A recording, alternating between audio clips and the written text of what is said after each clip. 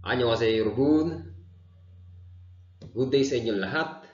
My name is Lancer and welcome to Eco Communication Tutorial Services where learning Korean is fun and easy. Sa mga EPS topic natin dyan, sa mga aspiring natin dyan, sa mga gusto matuto in Korean, sa mga first timer, this is exactly for you.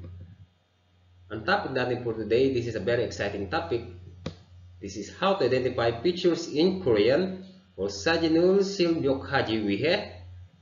So hindi na ko na patatagalin pa. We go to the first topic natin is go to the first picture.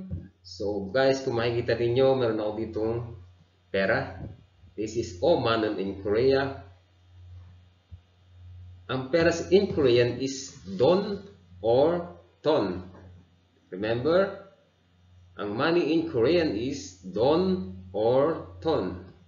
This is Omanon. This is isang currency lang to ng Korean. Meron tayo dyang 1,000 won, which is chonon.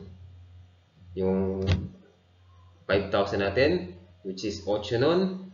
Tsaka yung 10,000 won, o yung manon, which is yun yung kalimitang ginagamit ng Korean. Ito kasi kamakailan lang nilabas ito ng Korean. Siguro mga 2016, mga ganyan. So our next, let's go to our ang ating next picture is clock. Clock is sigye. Sigye. Sigye. This is clock. So guys, di ba napakadali lang? We're going to the next picture. Oh guys, ano ba makikita ninyo? This is eyeglass. So, eyeglass. Ang eyeglass in Korean word is ankyong. Angyong. So, ang bigas kasi nito, angyong or ankyong. Kasi yung ankyong at angyong, huwag kayo malilito doon. Same lang siya bigkasin. Oh, okay?